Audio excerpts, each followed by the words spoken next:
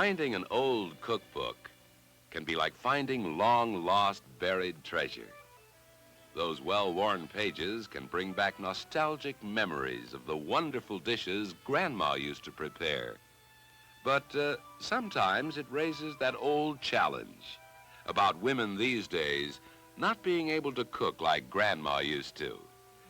Now, maybe one of these old sauce recipes might be something to try. Add 3/4 of a gill of white wine and strain in 1½ gills of the gravy. But hold on a minute. What's a gill? No gill measurers in the house? Well, might as well read on anyway. Season with a dash of cayenne pepper and a pinch of salt, adding a raw egg yolk and the juice of half a sound lemon. Well, now that's just dandy. A sound lemon. Does that mean a big juicy one? Or just an average one? Or does it have something to do with the difference in lemon strengths? Looks like Grandma had to do a lot of guessing with these recipes. And what about the bother and mess, and yes, even the waste involved using that old-fashioned juice squeezer? Anyway, that old squeezer will probably be a valuable antique before too long. Well, what else does the recipe have to say? Set the saucepan on the corner of the range at... Now, wait a minute. That did it. The corner of the range. That must be referring to an old coal or wood range. Now, how does a modern woman do all this with her up-to-date methods? Perhaps all it takes is a little translation. Now, what about this gill business?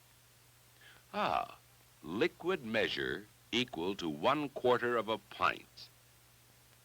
Well then, a gill must be the same as half a measuring cup.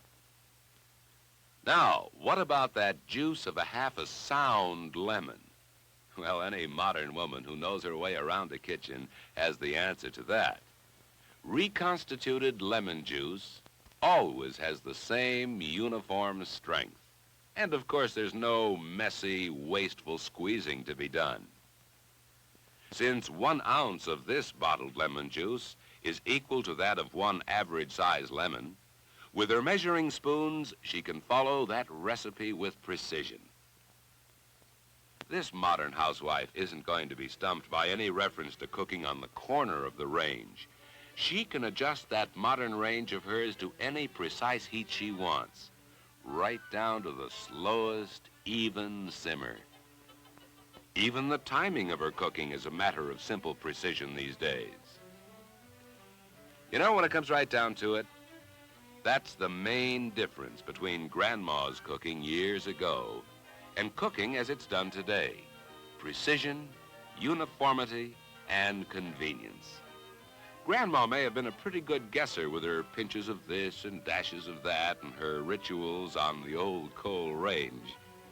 But we kind of wonder if Grandma's dishes ever turned out exactly the same way twice. With today's homemaker, cooking is more than an art. It's a science. Even the little homemakers of the future seem to be getting the idea.